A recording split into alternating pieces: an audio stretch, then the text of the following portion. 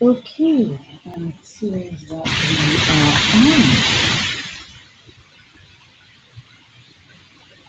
on. Let's look for the first.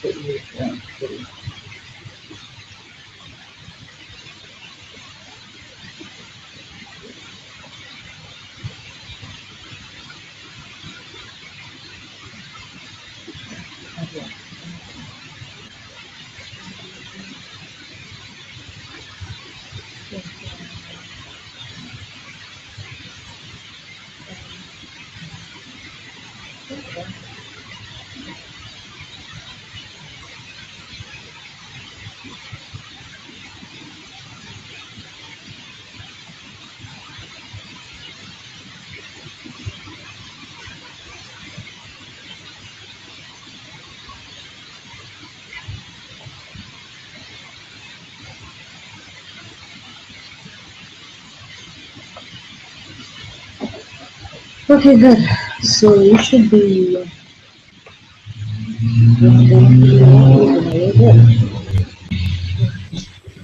Hey, great. You're on. What's up? I'm good. I'm setting up. Mm, the plot thickens. I like it. Okay. What is so funny? Do you think I should put on headphones as well? They keep saying that headphones give you I think a better experience or something or the other like that. Every single thing that I've read about using these on air hangouts, all of the experts are saying use headphones. Like go ahead, use headphones. Maybe I will try and get a better set, a different set, because these are just the headphones that I use with my phone. Wait a minute. Yeah. I'm still seeing you and hearing you. Okay. Do you know that anyway, so this is going to be part of the broadcast. Yes. Okay. All right. We can chat while we wait for the others to queue in. I just wanted to start it like 5 minutes earlier so that we would be on time. We have two viewers already, unless the two viewers are us. I think the two viewers are us. I think that's us. Yeah. So I was doing some searches. I found Mm-hmm. a video clip where Minister Rambachan was talking about campaign financing on the You know, 17th. I Well, didn't. You know where I am. What's that? it's dated the 17th of March 2015, and it's the Mm-hmm. UNC platform talking about campaign financing. It's about 3 years now. Um, so I don't know who the third person is. I mean, somebody has joined us, which is good. So our third You're viewer, breaking up really badly, though. Am I? Well, you just did.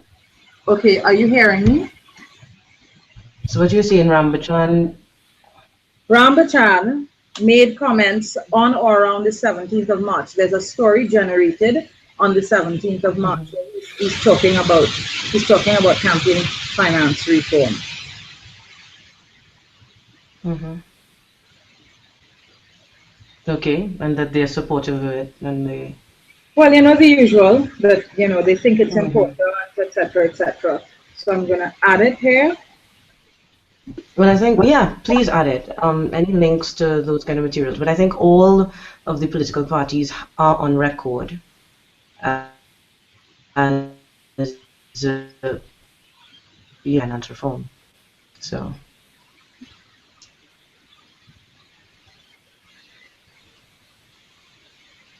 Right. So I've added it up. It should be I'm there. wondering, why is my camera so big and huge on my face?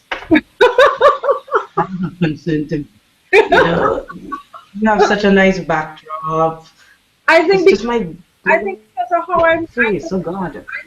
I'm on a high chair, and Okay. I'm set back from my computer, like it's at Ah, least you an said arm. back. Yeah, I'm at least an So arm. maybe I could try to set back. Yeah. Let me see if I try to set back. Right. So I'm seeing more of you now. I'm seeing your torso. Okay, zero viewers. So apparently we had two before. But I'm waiting for the other guys to chime in. Yeah, let's wait for the team. But in the final video, I mean, I would want to edit out this. Is that Uh, possible? I guess not. the Full thing, transparency, man. yeah, Full transparency. full transparency. The thing is, I don't know that YouTube allows you, like a copy of it to be able to do the necessary editing. I'd have to double check afterwards to find out if that is possible. I think you probably are able to download it, Okay, you know? I'll have to check and find out afterwards. Okay, on my time, it is now 2 p.m. TT time. It is exactly 2 p.m. TT time here. Exactly 2 p.m. TT time. So I'm hoping that I see we have one viewer. Are you able to see who that is? I Because no one, if I click on it, I don't see who the viewer is. It just says that we've got one viewer. I can ask the, okay. I guess I could ask the one viewer thing. So hi viewers. Oh no, zero viewers. Oh, it's zero viewers. One viewer is back. She, Now one viewer. Oh, Yelena is saying she's there. okay, maybe Yelena is the one viewer because Okay. she's not in here as somebody who is she's not in here like the way you and I are in here. The one viewer. Yeah, Yelena, I think what you're doing is that you're probably just viewing it um, on YouTube or as an audience member. Did she You get need to click on the email invitation, Yelena, and come in as um, one of the panelists.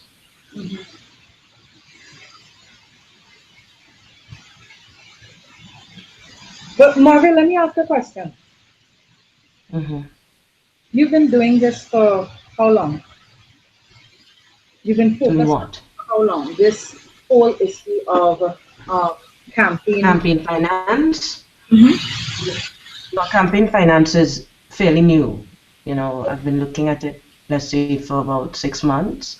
So, yeah, this is fairly new. It is a campaign that Disclosure Today was going to take up post the 2015 general elections, but we've decided to jumpstart our campaign now in light of the issues being so heavily in the public space and citizens, You had mentioned to me that oh there was yeah. stuff that you were doing as far back as 2002, 2003, thereabouts. What stuff is that? Mhm. Oh, no, well, I've been in the public governance space and building capacity in that space for a while, since 2002, when I was on the Piarco inquiry. I got introduced to some of those issues, and yeah, but let's wait for some people to come in. There's 3 years now. Yeah. Full, full house at Hmm. 4 viewers. Now it's back to 3. Well, I hope it's not our team that is coming in as viewers and not, Let me you message them. know. What's going on with them? And hopefully Maria. No, we're not the invite on Facebook.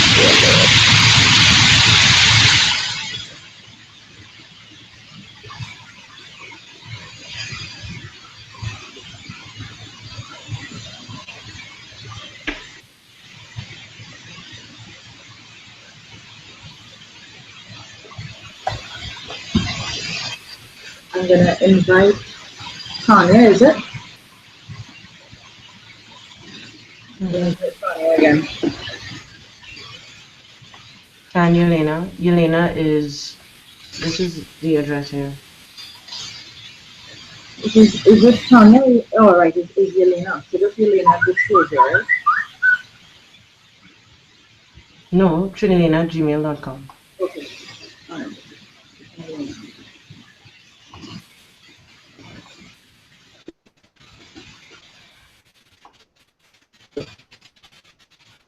But it's a pity we can't see who is here. So we're seeing several people Mm-hmm. viewing, but we can't see who it is. Would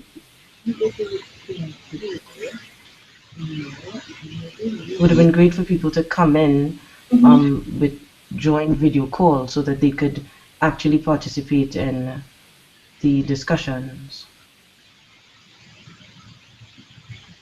Yeah. I'm not sure. I'm not. The impression I got from looking at all of the various ways we do these hangouts is that we have the discussion. People can send questions in, and then everything gets saved to YouTube afterwards. So it's almost like a webinar. But we could do it like a webinar, but if people came um, in the same way we've come in, they could actually pipe up and share video and ask questions. We'd have to invite people. I would have liked that. We'd have to invite people in like that. Yeah. I think once people click on the email invite, they will come in like that. Yeah, that's what I'm saying. So we'd have to invite people in. Okay, a friend of mine, Marvin George, is saying that he's in. So, Marvin, if you're there, hi. And he says he's seeing me on a YouTube screen. Yes, you're meant to see me on a YouTube screen. Am I too loud on this YouTube screen, Marvin? Hi, what's his name? Marvin George. What's the name? Marvin George. Marvin. Hi, Marvin. Yeah. Hi, Marvin. Thanks for coming in. Elena is here. Hi, Elena. Yeah, Tanya, you should come in. Yeah, that's what I'm saying. We have to invite people in. Hi. Okay, a friend of mine, Marvin George, is saying that he's in. So, Marvin, if you're there, hi. And he says he's seeing me on a YouTube screen. Yes, you're meant to see me on a YouTube screen. Am I too loud on this YouTube screen, Marvin? Hi, what's his name? Marvin George. What's the name? Marvin George. Marvin. Yeah. Hi, Marvin. Thanks for coming in. Elena is here. Hi. Hi. Yeah, Tanya, you should come in.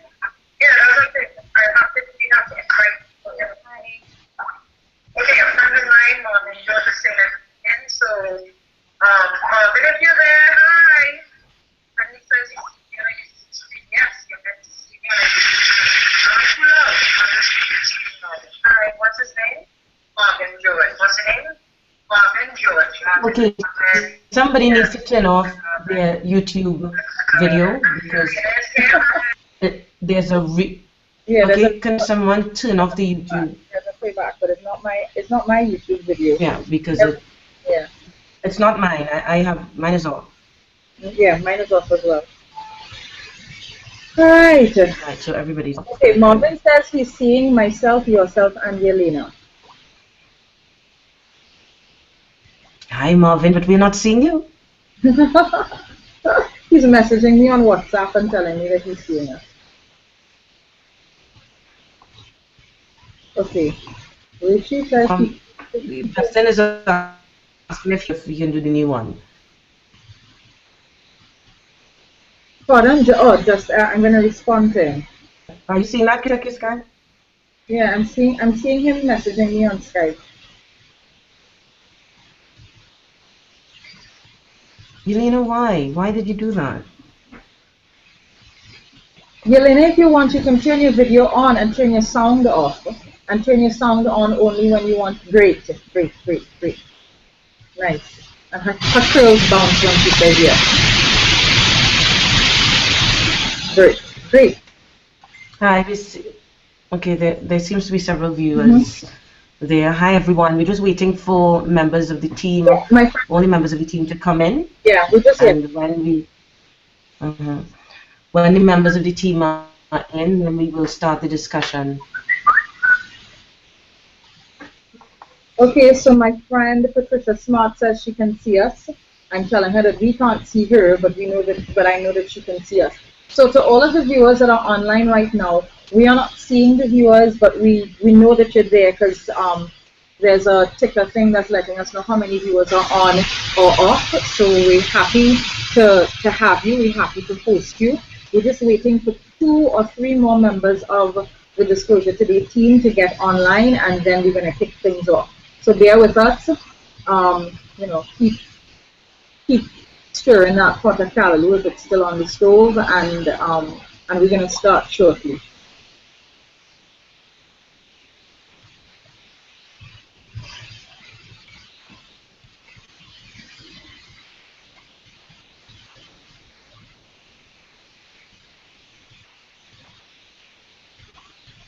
Okay. So Patricia says she just wants to watch.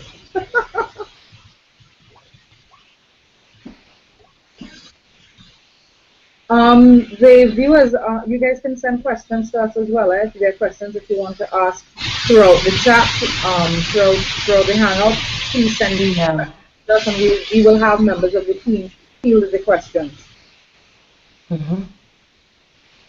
Okay, Ola BC is saying that she is hearing the 2 of us. Just going to send a note.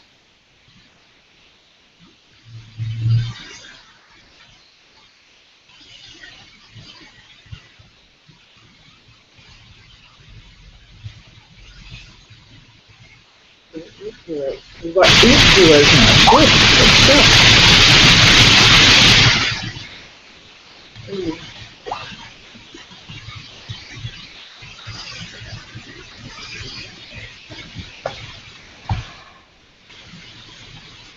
I'm seeing more and more viewers. Hi, everyone.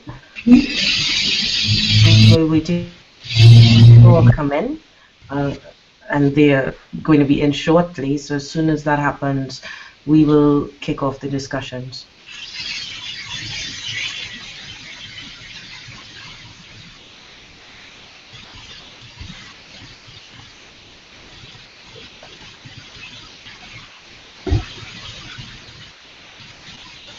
Well, I'm trying to figure out where is the bit to be able to put in stuff to play though, like links to play.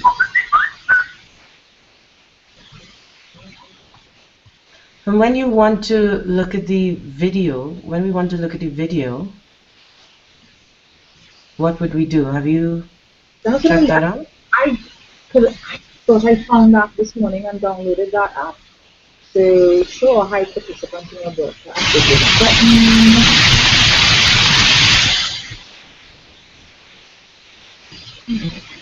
I think we could probably do it as a screen share. Yeah, well, that's what I'll do it as a screen share. Yeah, right. Pull it up and then have it as a screen share.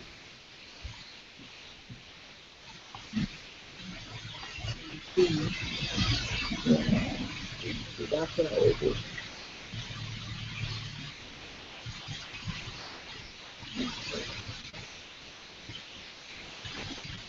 Very good.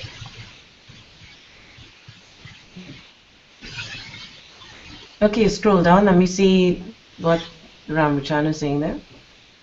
The dedication of political party supporters alone does not make up conservative campaigns. Someone has to pay for these things, such as the UNC, the Monday Night Forum. Focus on the cabinet, both citizens here at the around the state and also about the campaign finances.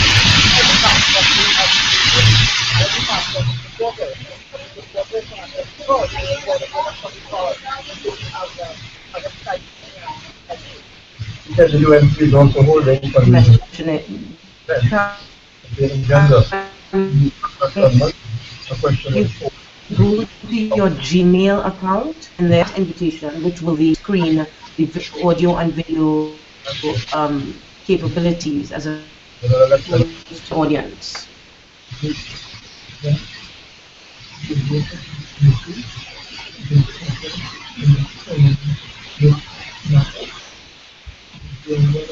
Hmm.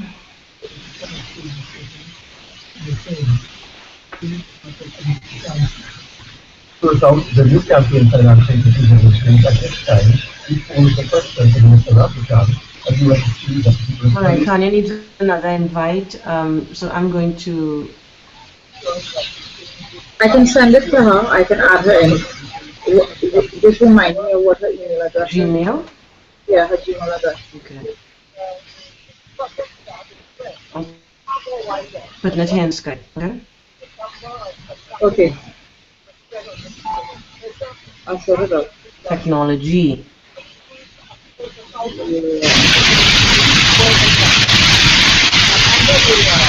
There's Rishi. I sent it in Skype, Rhoda. Okay, good.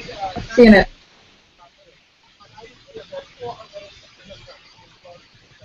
the minister also addressed allegations of corruption that have arisen within the tenure of the PC administrator. Okay, Rishi is saying email him again. Justin is saying, are you reading everything, Rhoda? Mr. Rapuchan, Um, where there have been oral lapses, the Prime Minister has acted appropriately on both ground issues.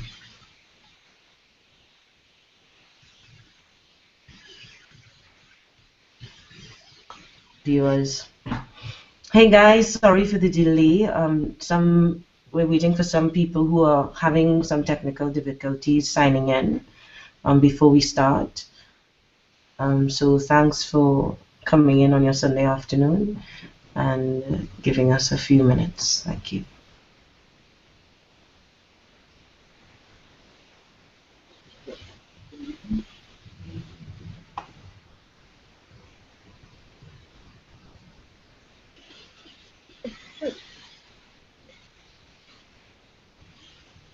okay, they've gotten invites all over again so that they can set themselves up.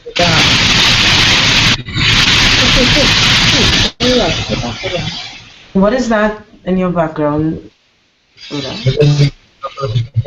Where? Specifically. Sorry, where specifically? I'm just hearing a lot of.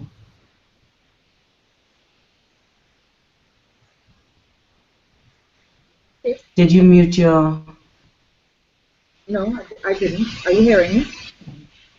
Yes. No. Good.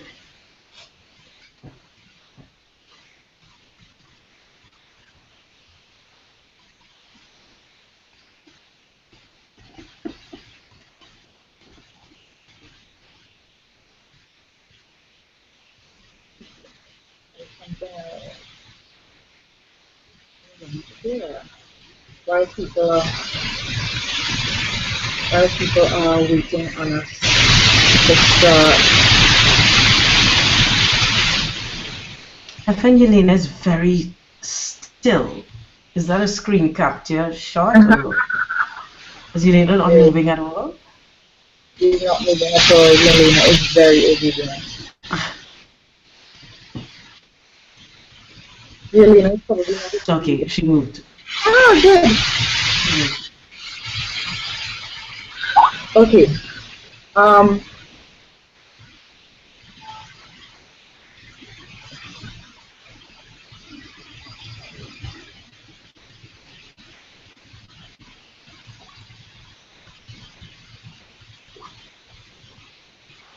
And those of you who are here watching, it would be really good, as Rhoda said, if you have any questions that you want the team to answer, any clarification on stuff that we were discussing, it would be really good if you can send it to us. I think if they post a question right there under the video, couldn't they? Yeah. Or they can click on Q&A on their screen if they're in as audience members, yes. and put the questions in there or the chat function. Yeah.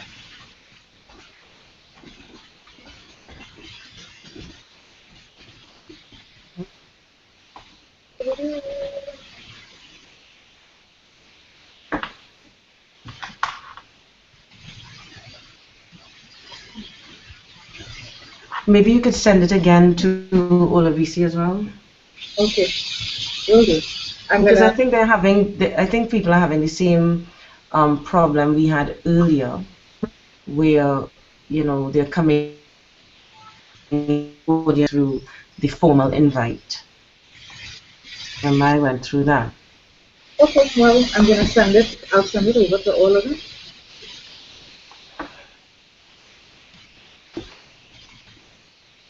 But in the meantime, just to have it come up here.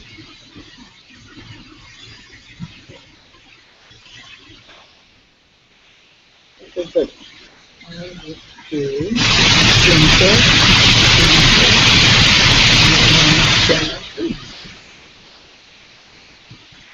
good. I'm going to put this video up so people can remember.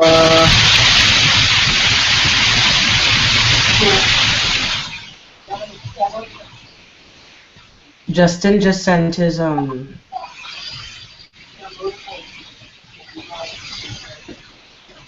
sent it to his Gmail, you know.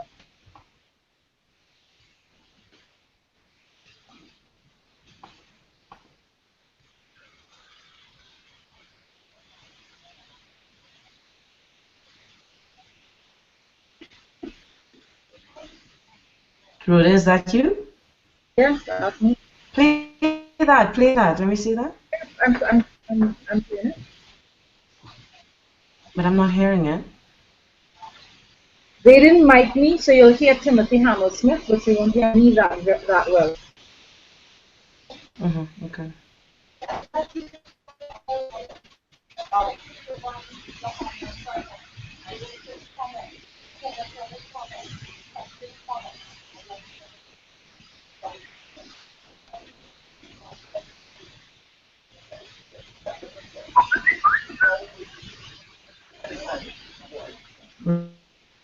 Rhoda, are you seeing what some of the people, what they're asking for?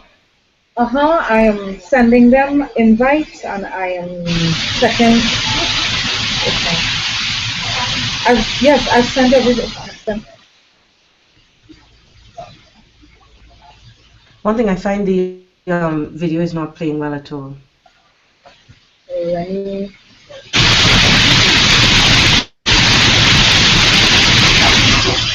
I've made it as loud as I can.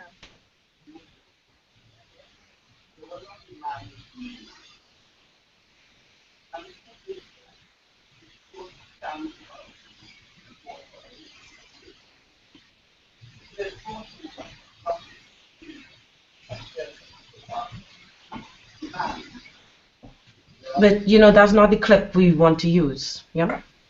No, we want to use the polywatch clip,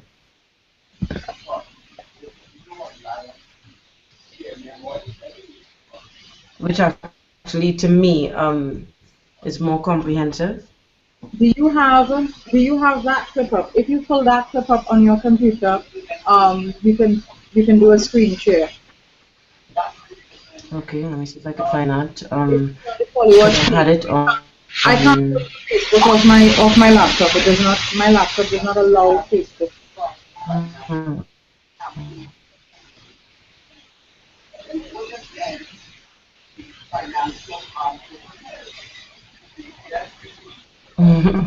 John's saying we should have had a dry run. John, we had a dry run. Yeah.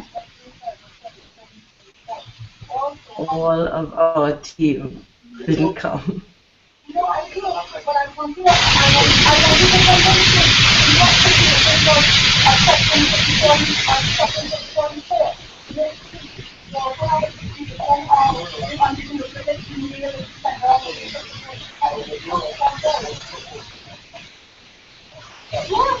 If the entire team can't come in, do we want to I think we should still postpone this, Rhoda? I mean, chat a bit, Margaret. As a matter of fact, you know what?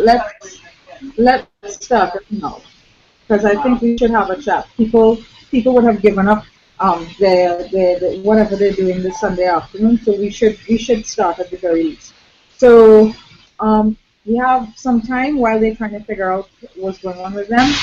Margaret, can you tell us a little bit about the TFTI initiative? Tell me what it is. You are our chief architect. You are the person that has conceptualized a lot about what Disclosure Today is focused on. You have put together a team of some very, very dynamic people. Tell us about this. Tell us about Disclosure Today and tell us about the TFTI initiative. right. Well, welcome to everyone who's here and who's taken the time on Sunday to come and sit with us and discuss this very important issue.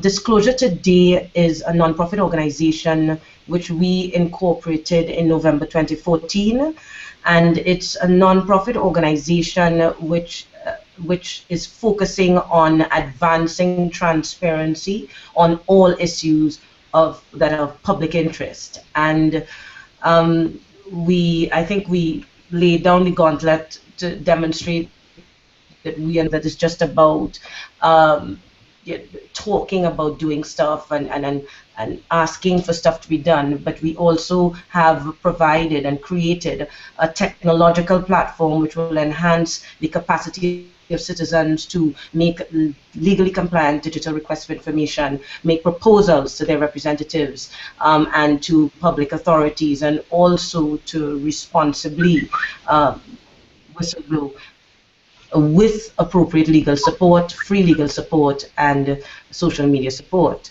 That's what Disclosure Today is about. We have already gained some attention internationally for our prototype, and we won the Global Social Entrepreneurship Initiative in 2014.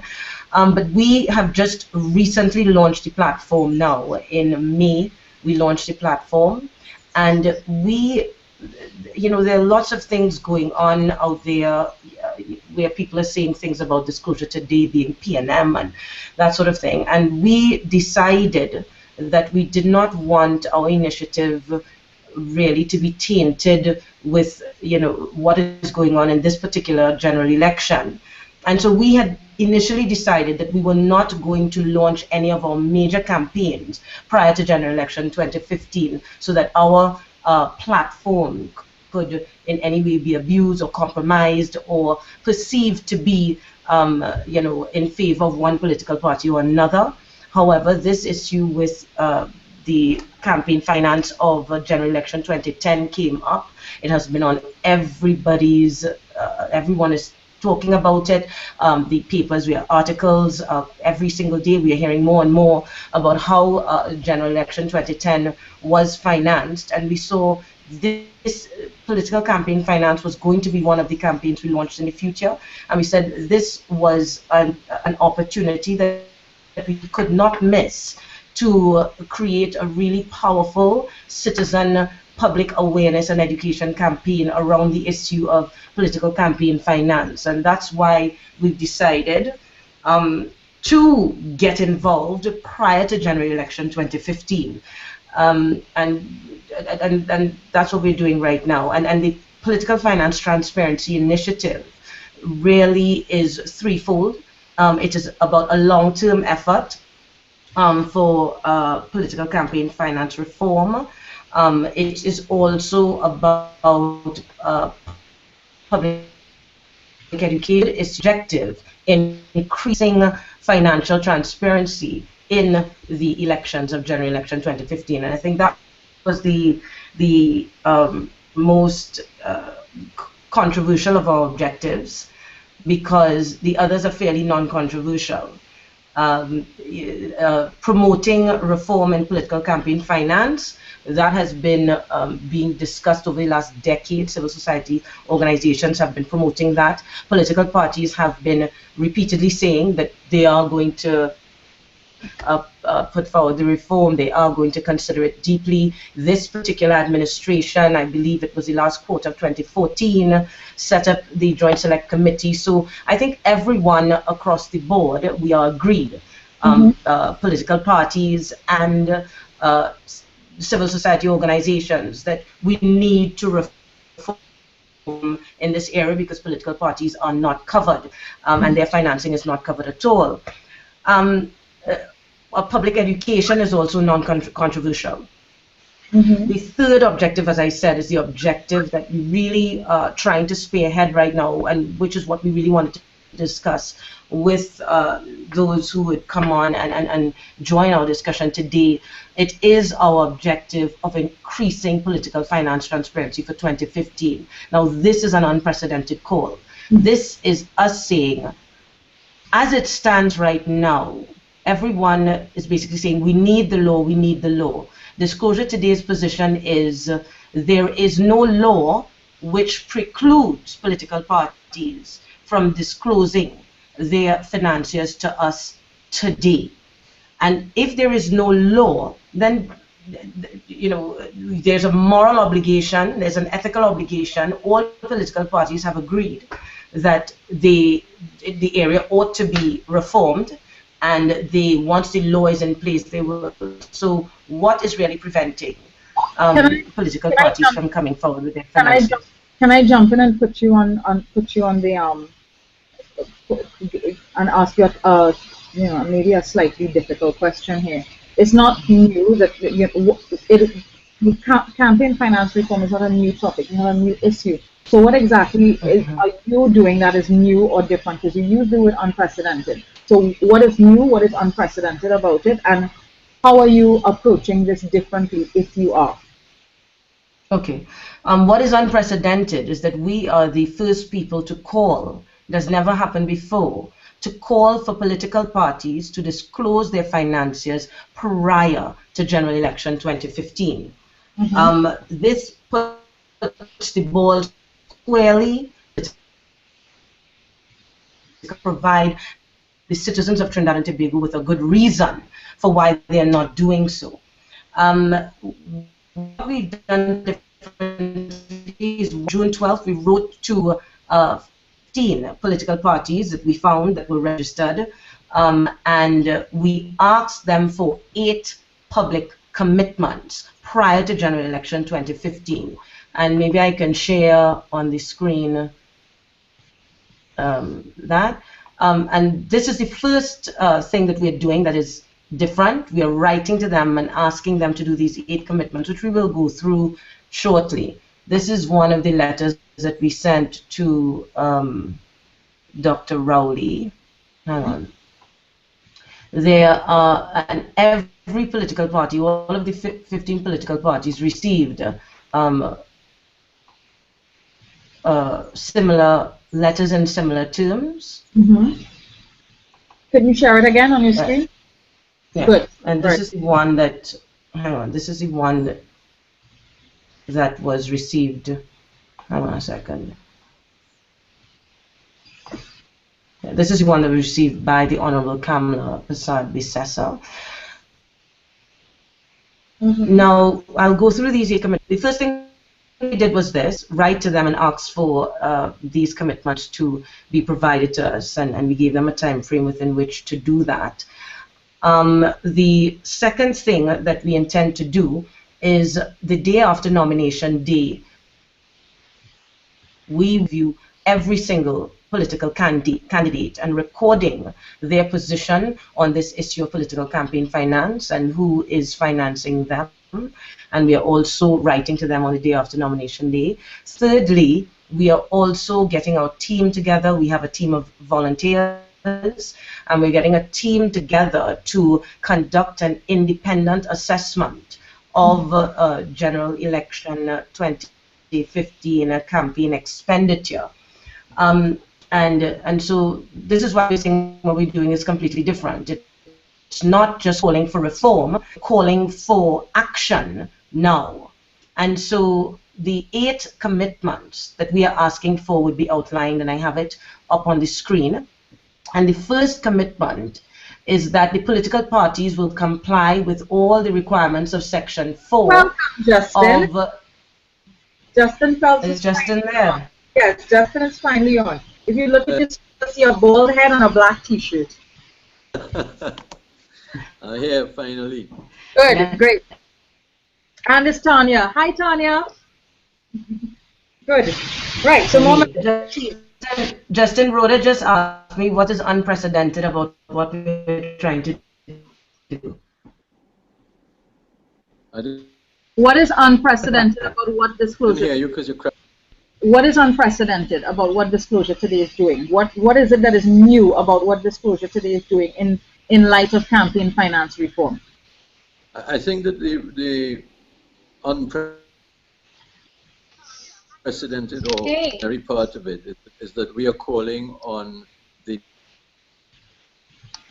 parties without legislation being in place to compel them to do so. It goes a lot deeper than this particular issue, because what it does do is it shows, or it ought to be an excellent power to compel political parties to do the right thing without legislation being able to do so. Did everyone hear what I just said? Yes, we did. We did. Right. And so if you go through... Yes, it does. Margaret is gonna respond to something. To go through the 8 commitments now, because I don't think that video is showing really well. Yeah. The first commitment is that we apply the Code of Ethical Political Conduct, and that they publish widely and reasonably in advance of election day for the benefit of the electorate what due diligence measures their political party would be taking to ensure such compliance. Now, for those that don't know, there was a Council for Responsible Political Behavior that came into being sometime in 2014. They established a code of ethical political conduct, and the major political parties are members of that council, along with the Anglican Church, the Methodist Church, the Presbyterian Church, the Sanatan Dharma Mahasabha, TTTI, Chamber of Industry and Commerce, Network of NGOs, Trinidad and Tobago Publishers Association, Communication Workers Union, FITUN, and Interreligious Organization of Trinidad and Tobago, and ASHDA. All of them are founding organizations of this code, and the political parties that have signed on to this code would be the Congress of the People, ILP, MSJ, PNM, UNC, DDP, and Association of Independents. If you go to politicalethicst.org, that is politicalethicst.org, you will see that code of ethical political conduct there. Disclosure Today is also a civil society organization that has signed on. We are signatories, formal signatories to that code. Now, what that code calls for is for political parties to have in place appropriate due diligence to ensure that they know exactly where their funding is coming from. It also calls for political parties to disclose to and have audited accounts of within 90 days of the election. And cash or in kind must be accepted on the Know Your Donor principle. They must establish due diligence measures, and they must cause their accounts to be audited and published to Trinidad and Tobago. So what we have called for there in our public commitment 1 is let us know in advance of election day what due diligence measures your political party has established to ensure compliance with this code that you signed on to. Because, you know, we need to move away from lip service, which is what has been happening ad nauseum. You know, lip service, yes, we're going to do this, we're going to do this, but demonstrate to us what you have done. If you, we should be given that, you know, sort of commitment up front that this is what we have done, because our vote comes with that kind of price. It ought to come with that kind of price. Two, we're asking that proper records be kept of all cash and in-kind donations received by the political party, whether directly or indirectly, for the purposes of hosting political meetings, and you can see that information there. If you go on www.disclosure.today, these letters are also posted there as well. The third commitment is that proper records be kept of all of your expenditure by the political party and every third-party supplier of goods, works, and services for the purposes of the election campaign. Because, Rhoda, as you know, we have a situation where a lot of campaign finance distributions or contributions don't come directly into the political party. Many have just, you know, purchase, acquire goods, works, and services for the purposes of meetings. So we are asking that proper records be kept of these things. I will skip over 4, but I just want to go through what I consider to be, and what we in Disclosure Today consider to be, the non-controversial public commitments we've asked for. At 5, we've asked for, within 90 days of the election, a final audited account to be published to the people of Trinidad and Tobago of their total cash and in-kind donations and their expenditures. With respect to public commitments 6 and 7, they deal with the political party ensuring that their party candidates conduct and manage their election campaign consistent with the regulatory requirements and keep the appropriate records, and there is full disclosure of candidate financing, and that the party leadership also ensure that there are adequate controls in place. And public commitment 8 is calling on the political parties to commit to reform, which is the traditional one that everyone calls for. Public commitment 4 is the one that one may think is the most controversial, and it's the most unprecedented aspect of what we're doing. We are asking for at least 48 hours before election day a statement be disclosed to the people of Trinidad and Tobago and the media, containing a list of all sources of funds, whether cash or in kind, from a single source where the aggregate donations exceed 50,000 TT. And the reason, and I will stop there by just saying why we are asking for this. We are not just trying to cause trouble. We are not just trying to insert, you know, ourselves on the national consciousness. We are saying that this is critical information for the voter to make an informed choice in general election 2015. If we want to ensure that we are not in the same place 5 years from now, we need to have that information before us before we put our vote. So because we need to have what is called an informed vote. This is what is meant by deepened citizen engagement. And we are asking for it now because it provides the people of Trinidad and Tobago with the appropriate context to place public decision making post general election 2015, right? To assess public decision making, contract awards, and fair play after 2015. It gives us the appropriate context if we get that disclosure now. Okay, can I put Justin in? I want to put Justin in a little bit. Sure. Justin, what do you think is a reasonable position for these political parties to have? I mean, thus far, before you came on, I played a clip from the UNC in March of 2015.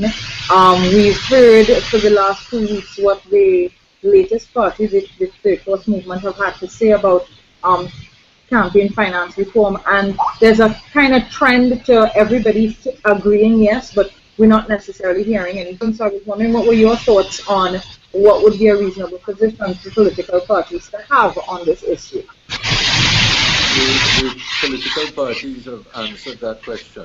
because all of them, without exception, claim that it is something that they're committed to. So if the question is what is a reasonable position for them to adopt, then the answer, if they're consistent with their ideology, must be that they disclose who their campaign financiers are. That is the commitment that they are making to the public, and the one that they want to exchange for a mandate, which is the political theorists will tell you that that is the foundation of the social contract. What is spectacular and really quite audacious and even bizarre is that we have all the political parties saying that their ideological preference is for campaign finance reform, but not one of them prepared to comply with that ideology unless there is legislation passed by legislators, which would depend in turn on them being in government. So that is a huge ideological gaping hole in our political landscape, for the reason that anywhere else in the democratic world where people campaign on a certain premise and turn around and say, but they will not comply, they would be laughed out of the political landscape. Instead, what we have is that the main players in our political landscape are trying to sell that to the Trinidad and Tobago public.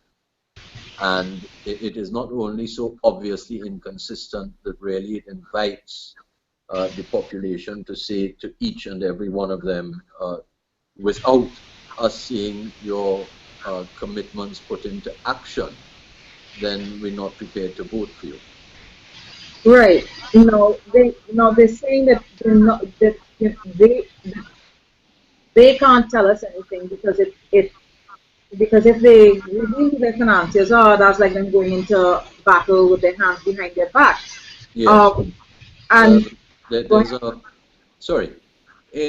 As I understand politics and how you are expected to treat the population of Trinidad and Tobago, you cannot have a conditional ideology. You cannot have a conditional commitment to the population of Trinidad and Tobago. You cannot say to the population of Trinidad and Tobago, we believe that what stands between the population and an anti-corrupt government is campaign finance reform, but we will not comply. So the argument that it would tie a party's hands, let's put that to one side and analyze the merits of that just after we get the foundation principles right. Political parties cannot go to a population and say, this is the commitment, this is what we believe is right for the population, but we will not do it. So that is the first thing, and it exhibits a fundamental flaw in the ideological thinking behind our political parties if they expect to sell that to the population of Trinidad and Tobago. Separate and apart from that, is it a meritorious argument? Is it an argument that cannot be answered merely by saying, hang on a second, if you believe that this will tie your hands, then explain to us why. The only explanation could be that we believe our hands would be tied because we can't get financing if we disclose. And what that tells you about campaign financiers is that they depend on anonymity in order to hand their money into the political parties. And what it tells you about the political parties is that they are prepared to accept financing from persons who insist on anonymity. So it's a bad argument. It is fundamentally flawed. And what it really amounts to is saying to the population, this is a commitment that we will make in the future. But in the meantime, we are going to continue to accept secret financing. We will not tell you who they are. And the best argument that we could come up with is that it ties our hands, which is really an admission to the population of Trinidad and Tobago, that any political party that wanted to enter the political landscape would fail because the financiers and the limited group of people prepared to finance political parties would not do it if their names were revealed. Rishi. And if I am wrong on point one, Go ahead. I'm wrong on point one that it is in an ideological joke, and I'm wrong on point two that it does not exhibit an admission to the population that we have a cabal of campaign financiers running the country with the gift of anonymity given to them by our own political parties, then the third answer in my mind would be, if it is a meritorious argument, there is a simple and easy way to deal with it, and that is for a political party, anyone so minded, consistent with their commitment, to say to the population, tomorrow morning we're ready to disclose who these persons are, but the other party should simultaneously do the same thing. Any political party that did that, I think, would be exhibiting to the population that they're serious about their commitments. Otherwise, Margaret made the point, and I think that the only difference that I have with her on it is the time frame. Margaret makes the point that we will be having this discussion in 5 years. In fact, it would not matter who won this election if we don't know who is financing the campaigns, because we will be having the same discussion in 18 months' time, when we start seeing the Bentleys and the Range Rovers on the road, who has a priority bus route pass, which part of our country is being developed at exorbitant cost, and we will be left to guess whether this is the new crop of multimillionaires and whether they are achieving that status because they finance some party. I want to throw another question in here, and maybe Rishi can jump in and answer. Let's say we keep fussing and asking them to disclose who their financiers are, and they continue to resist disclosing who their financiers are.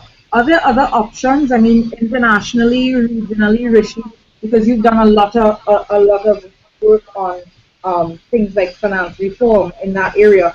What other options do we have, or what is being done in other countries to address finance reform? Well, I think the question of finance reform is nothing new to most democratic countries in the world, so we need to adjust it from that fact. We're not reinventing the wheel. It already exists in other similar Westminster type systems that we have and other types of democracies. Some countries do it differently than others. Some countries, for example, in the UK, the Election Commission, for example, has a database in which it has all the money that has been given to different political parties and candidates, which they are obligated to give to the Election Commission on a database, so that you're able now to go on that database and search and filter by corporation, by individual, by time frame and everything like that. And that goes to Justin's point just now, is that once you have that kind of data available, then you can then use that data to correlate the contracts that are being awarded by a particular party whenever they come in power, to see is there favoritism to one particular set of people who may have this finance you more than opposed to others. So it goes hand in hand. You need to have the data, and the data is something that we don't have. If the political parties are of the view that they aren't willing to disclose right now at this election, then I think we need to realize as citizens that it's important to us to keep demanding of politicians that what's more important to you? Is it that your financiers and people who provide you money to run your campaign is more important to you than the people who you want to go into office to serve? And if that's the argument, then I think you have a very serious problem in Trinidad and Tobago, in that your first priority should be the citizens, the people that you want to serve, as opposed to who's financing you. I mean, in other countries, for example, they have a model of where the state actually finances parties. And this is where I think a good example for many people on this call would be to look at the report done by the Joint Select Committee. It's available on the Parliament website. And when you look at that report, one appendix to the report is a policy paper that was done by the Elections and Boundaries Commission, and where they actually lay out so many different arguments and so many different procedures and policies, both from a legislative point of view and other areas that we can look at to see what system do we want to put in place with regards to financing controls of political parties. I think that's a good, that we should look at that report, because the report is actually done by the body responsible for conducting free and fair elections in Trinidad and Tobago, and use that report as the body of whatever conversations we have with political parties. Tell them, well, listen, we know you all agree that we need to have legislation in place. Our view is that legislation does not have to be in place for you to finance tell me who's financing you. And it's a good paper we can use to start the conversation once you assume power, to get this thing into some legislation form within 18 months' time. Well, Can I interject Sure. to follow up on what Rishi is saying? Sure. We need to understand what a commitment of a political party is. It means that they believe it to be the right thing for the population. So when we're talking about these parties being committed to campaign finance reform, they are saying that they acknowledge it is the right thing. So why then is it that they are saying, we acknowledge this is the right thing, but it must be for the next general election when legislation is in place, not this general election? And that is the difficulty that I have conceptually with the position. Although we don't, perhaps what I am saying is premature because they haven't adopted a final position one way or the other on the disclosure today correspondence, which is documented. Well, let me ask Margaret. Margaret, is there anything you can say thus far about the correspondence that we've sent out to the various political parties? Responses coming in? I would say we've taken a decision to be fair across the board and to wait for the time that we've given the political parties, for each political party to expire, because some got it later than others. We would have gotten theirs by registered mail and all of that. And so we are waiting for all the time periods to expire before we come to the people of Trinidad and Tobago and share exactly the substance of the responses that we received. But I can say that we have received responses from 3 political parties. And I can also say, and I think we are prepared to say today, that the 2 major political parties have not yet, that would be the PNM and the UNC, have not yet responded to disclosure today on this issue. But I just wanted to touch on something that Justin was saying there on this ideological that political parties are saying, yes, this is a good thing, yes, this is the basis upon which we are coming forward to you, we are going to change the law, and yet when asked to do the appropriate thing, and what one would say without a mandate of the law is your ethical obligation, you choose not to do it, and you stand on that. And I think it's tied to a problem that we see recurring in Trinidad and Tobago over and over and over. You know, we look to the law to guide us. We look to the law as our beacon of what is ethically and morally correct conduct. And, you know, we have to move from that position, because if political candidates are telling us that now, then we are seeing clearly how they will be operating when they're in government. We have seen that kind of thinking where it got us. So, for example, with Jack Warner being in the parliament, the issue was raised, I think, by it was raised by the leader of the opposition when he said this is wrong. He should not be put in the parliament because of the issues with respect to FIFA and all the things that were breaking. And there was a plethora of legal opinions that was sought and provided to say that it was not anything against the law. And therefore, even though there may have been ethical concerns, that was not against the law, so we will do what is the letter of the law. And we see where that has landed us today. And so we are saying that we want a different brand and kind of political leadership coming from these political parties and from candidates who are offering themselves up to be our servants in the next 5 years. We want to see political candidates who would be prepared to do the right thing because it is the right thing to do. And the interesting thing about this issue is that no one is conflicted on what the right thing to do is, because all of the political parties, as Justin has said, all of the political parties have said this is the correct thing to do, and we are definitely going to make sure we put the law in place when we get into power. So I think that is the point that we really want to bring home to the viewers. Yeah, just to give you an idea of how deep it runs for the implications for our country. If our entire political landscape is of the view that you can only do the right thing when there is legislation to compel you to do it, the only people who only do the right thing when they are compelled to do it are people who have no value system. And That's if right. those are the people that we uplift as constituting the persons from whom we must select governors, or the people who govern, then it is a bad mirror reflection of who we are. We have to be in a position, now that we have identified, all of the political parties have identified what the country needs. We have to be in a position, and we have to be the type of people to do it without compulsion. You don't do the right thing, you are not a moral individual or society if you do the right thing only when you're compelled to do it. You have to do the right thing voluntarily. And we know what the right thing is. They have identified it themselves. So what is the problem in compliance? And I also would like to say, in terms of giving a report on where we are at right now with our campaign. We have the Constitution Reform Forum, Trinidad and Tobago, the call of disclosure today by correspondence dated July 5th, 2015, which we have posted here. Yeah. I think Olabisi Kaboni who's the chair of the CRF, was having some technical difficulties coming in on this call, but she was going to be here. Yeah, she was going to be here to advance, her organization's position. But you can see there that they have joined with us and support all of the 8 commitments that we've asked for, and they have also gone further.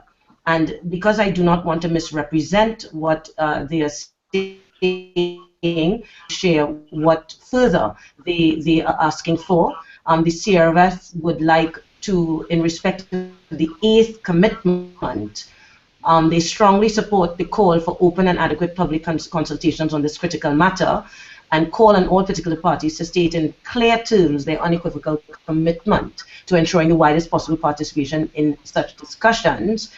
And they have also proposed their own substantive reform proposals there for regulating the financing of political parties, which were outlined in their 2013 update of their People's Manifesto on Constitutional Reform, which includes the status of political parties should be recognized in the Constitution, the limit on spending for election campaigning should apply to candidates as well as to parties, the current regulations that set a limit on candidates only lend themselves to abuse.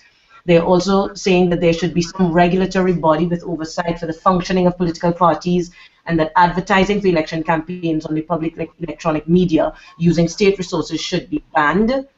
And they're also saying, drawing on practices that obtain in other countries, they're also suggesting that they require, our legislation requires political contributors to declare the quantum provided once that quantum exceeds some agreed upon specific amount.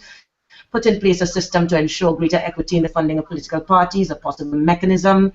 May entail either the set of a ceiling on total contributions, or provide an estimate of what might be a reasonable annual budget, or allow parties to make up any shortfall, and other criteria there. This also will be shared on our Disclosure Today platform, so it will be available for members of the public.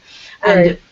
you see, we are asking other NGOs, and we will be writing systematically to all of the like-minded NGOs to support our call, and we are calling on other NGOs to join our call for political parties to disclose their finances prior to GE2015. We are also going to be rolling out a campaign with direct supporting them in asking their candidates. And we will share more details later on the Who's Funding You campaign. Okay, great. Do you have other groups partnering with you apart from the Constitution Reform Forum? Do you any other groups undertaking to Not formally yet. Right. Not formally yet, but I think you and Rishi saw at the an interview that you all participated in, that Fixin TT has publicly stated that they are also calling for political parties to disclose their financiers. But have they actually asked but- political I really don't have that information. Well, yeah. If I could just put it this way, Yeah. whether or not they've formally asked in their own right, it appears to me clear that they support the call that disclosure today has made, so that we could safely say that fixing TNT and the Constitutional Reform Forum are on the same page, so to speak, as disclosure today. In other words, we've garnered that degree of support from civil society for the letter that we wrote all those many weeks ago. Okay. Okay, so we've been talking about this for, I would say, roughly an hour. Margaret, what is next for disclosure today with respect to campaign finance reform? Well, the first thing we are waiting on is for the time period to expire with respect to the 21 days that we gave all the political parties to come forward with these commitments. And it's important to note that many of the 7 of these 8 commitments are non-controversial. If you have already agreed in your code to ensure that the appropriate due diligence measures, to tell us what are the due diligence measures you've put in place. If you're a responsible political party, you ought to be keeping proper records of all cash and in-kind donations received, so that you can receive donations on a know your donor basis, in respect of you're looking at money laundering issues and all of that, which is what we found ourselves in now. Also, proper records for total expenditure. Again, any responsible political party, this should be non-controversial. The publishing of auditing accounts after the 90 days, non-controversial. Ensuring that your candidates comply with the regulation, non-controversial. And non-controversial. And so this is the first thing. When that expires, when that time expires, we are going to come and report to the people of Trinidad and Tobago which political parties have come forward with the commitments and which, if any, of the commitments they are supporting. As I said, we have 3 already that have come forward with substantive responses, and we will be sharing that with people of Trinidad and Tobago. But after that, we are then, those who have not yet responded, they have not responded, we will write again, and we will be engaging with citizens and other civil society actors to support us in pressure on the political parties to do the right thing on this issue of who's funding them. And we also have, as I said at the top of this discussion, we are providing a platform which will to have support, technological support, and be sharing on that to get their candidates and to understand what each candidate's position is. We are launching the Project 41, to see what each of the political candidates' position is on who's funding you. And we are also doing the independent assessment beforehand. Behind the scenes, we are conducting our own research to develop and inform our agenda post-2015 to support reform proposals in the area of political campaign finance. And that's basically what we want to do. I think the key issue here is disclosure today has called for disclosure today. I don't want to sound cliche, but that's what we've done. And we are going to be doing everything in our power to gain support from the citizens of Trinidad and Tobago for this call, because if we want to have a transformation of public governance, if we want governance, this is the starting block. We have an opportunity here. This is the starting block. This is the first building block of accountability. Who is funding you? Rishi, are you still there? I'm seeing you. What takeaway points do you want our viewers to have as we move forward? I think the main takeaway point our viewers should have going forward is that they really have the power and not the politicians. We seem to have adopted the approach that the politicians have all the power, and all we do is every 5 years we put our hand in the ink, cast a ballot, and then that's the end of it. and then the conversation starts next 5 years. So I think the takeaway point is that we, as citizens, have the power to alert the politicians as to what we really want. One of which everybody's talked about is disclosing who's financing you, and that we need to make the call to the politicians to be very wary of taking our vote for granted and taking our voices for granted. And we also need to put this in context. The context is not after September 7th, it happens next 5 years. We actually have, within the next 5 years, we have local government elections due next year. We have THA elections due the year after that, which will be 2018. No, I think 2017. 2018 we have no elections, and then we go back again to local government elections in 2019 and general elections in 2020. So between now and 2020, we have several other elections that are going to be taking place. So do we then wait for those elections to take place before we make the call for campaign finance reform? I think the answer to that is no. And we really need to force it upon politicians to listen to our voices very carefully, because in the end you're serving our interests and we are not serving your interests. And basically just be open and transparent and let us know who's funding you. Okay, Justin, your takeaway point?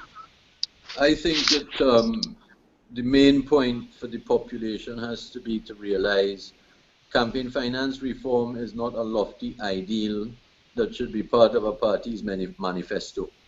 When you realize that campaign finance reform is what is causing the country to be overrun by corruption, with the result that the base members of each of the main political parties cannot get proper health care, transport, potholes in the road, water, electricity, or education, we will realize that campaign finance reform, far from being a lofty, optional ideal for political parties, is an entitlement, and you need to stand up and get it, and insist you get it from the political parties. Okay, So Margaret. I think that the takeaway point is to understand exactly what the implications of campaign finance reform are for our bread and butter issues. Agreed. Margaret, is there anything else you wanted to add?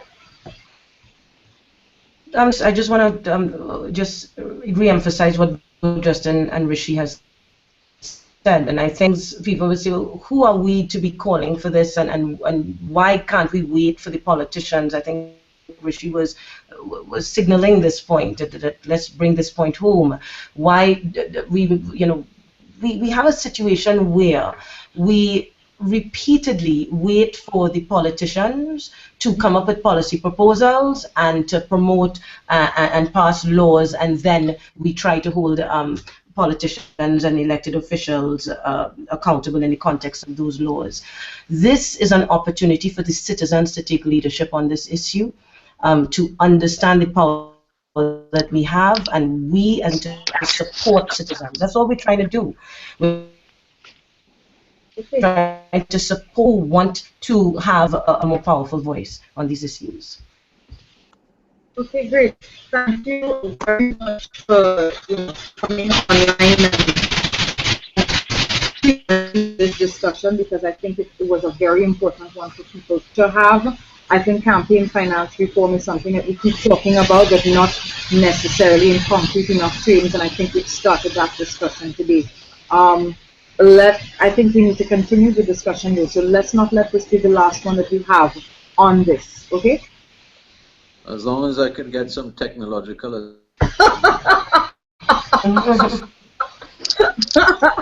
Justin, you hopeless, you absolutely hopeless. And for our volunteers, many people have volunteered to the effort. We will be in communication with our volunteers to let you know how you can, become very active on the ground on this issue, because we'll be needing you. And thank you for volunteering. Okay. I think on the Google Plus page we have some questions. So if people want to continue the discussion on the Google Plus, I've been seeing comments coming in from a couple of... I've been answering those questions. No, not Q&A questions, just comments coming in on the Google Plus page, not necessarily on the live broadcast. What are some of the comments? Okay, let's look. I'm seeing a question. I'm seeing a question by Patricia Smart, which I think is a good question. Which other countries have campaign finance legislation in place, or countries where their political parties disclose who are the financiers without legislation in place. I think that's a very people would want to know. There is a precedent actually in the UK where prior to their having a legislative framework in place, there was some levels of disclosure. If it is you want to get more information on that, you can look at the commission. There was a commission set up to look at the whole issue of campaign finance reform. Coming out of that, there were recommendations, and then there was some level of disclosure that took place on the basis of the recommendations, but there was no legislation in place yet. So that is one that I know of. But to me, more importantly, on this question, we don't need to look at what everybody else necessarily is doing on this issue. The issue is everyone agrees that this is something that should be done. I think more and more people are understanding the importance of getting that information, and I'm hoping that this discussion has helped people understand how important that information is before the election, so that you can have an informed vote. And so that is the underlying issue, that there's an agreement that this is something that should be done. We understand the importance of it, and so we are asking for the political parties to do it. I don't think that we necessarily need to look to see if another country has done it, and if they haven't done it and no one else has done it, then we shouldn't ask for it. So yeah, that would be my response to that. John Brackett says here that he thinks fundamentally the only tool we have at this point is embarrassment. He says with legislation of political consequences, this will remain a quixotic quest. What are your thoughts on that? Justin, I remember you had a really interesting rejoinder to this question. I'm saying that one of the comments that I just read here from John Brackett on the Google Plus thread is fundamentally the only tool we have at this point is embarrassment. Without legislation or political consequences, this will remain a quixotic quest. Okay, I think he has a lot of intellectual comment, but political consequences only arise if the population imposes those consequences. A political consequence means you're not going to get my vote that easy. And I think it harks back to what I was saying a few moments ago. If we has to be done to stop corruption, and if we understand that corruption is what is abusing the majority of the population, then there must be political consequences from that. So I think that there needs to be an education or re-education of the public, something that we have discussed amongst ourselves before, to bring home to them and to articulate to them in a way that is easily digestible. Campaign finance reform being implemented immediately. They are the persons who have to go into the voting booth and exercise or impose. I hope I've understood the question. It's a loaded intellectual question, if I'm loaded, yes. Loaded, yes. Intellectual, yes. But I think essentially what he's saying is that he doesn't think that we have any other tool beyond embarrassing the political parties. I think powerful tool. You see, we mustn't underestimate ourselves. If the only tool we have is embarrassing the political parties, then we have a nuclear weapon. The political parties want the persons that they derive that power from is us. So if we can embarrass them, agreed. We need to use it. Yeah, agreed. I think we should read out Ola BC's statement as well. Okay. Will you?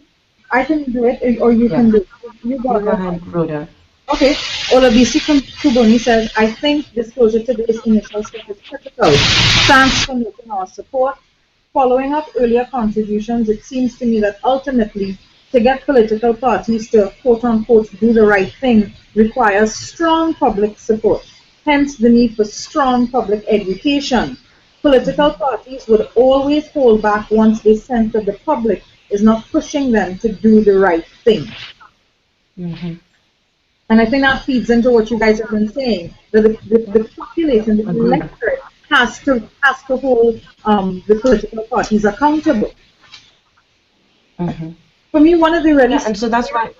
sticky areas is that there are instances where political candidates are also financiers, and I don't see that they will ever want to be in a position where they reveal their hands. And that's exactly the situation that we had in 2010. I wrote up. Does anybody heard an articulation from anybody as to what the need for this anonymity on the part of campaign finances is? They said victimization. As a matter of fact, at that same third course launch, that's what a number of people got up and said, how are we going to avoid victimization? Okay, may I commend may I to the people listening then? Isn't that utter nonsense for a political party to be saying committed to disclosing your names, but we understand that you're afraid of victimization? Hasn't the incoming idea, the commitment to campaign finance reform, have they rejected victimization as a meritorious objection to it? So with the greatest respect to the political parties, if that is not to tell people why we have 24 millionaires every 5 years, is an utterly poor argument. And I think that what you read from the Constitutional Reform Forum chairperson and Mr. Braffitt's question, they tie into each other. Yes. Because one of the best forms of public is calling out the political parties. I have another comment here from John Braffitt. He's asking if do we need a plan B post-election with regards to education of the electorate about the significance of campaign finance reform. I want to ask you, isn't that what we're attempting to do right now? In a sense, are we not attempting education right now? Yes, that is part of our plan A. That's part of our plan A. Right.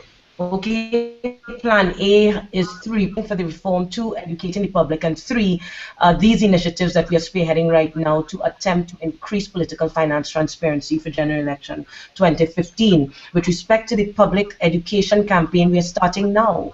You know, we are trying to do it in the easiest and most accessible way. Hopefully more and more people will get, familiar with the technology and get on board.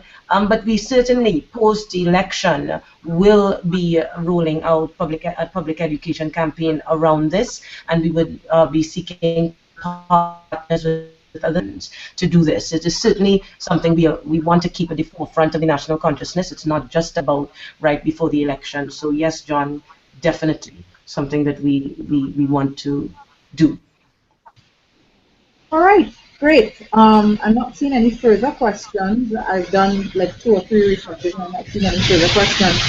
So I want to say thanks, and let's keep the conversation going in as many fora as we can keep the conversation going, because this is clearly something that is very important. Yeah, thanks so much, Thanks all the viewers for who came in. Yeah. I want to thank the viewers who came in and the viewers who sent questions or comments for us to respond to. And thanks to the team for showing up. Yeah. No problem. Okay, great. See you later, guys. Bye. Okay, thanks, guys.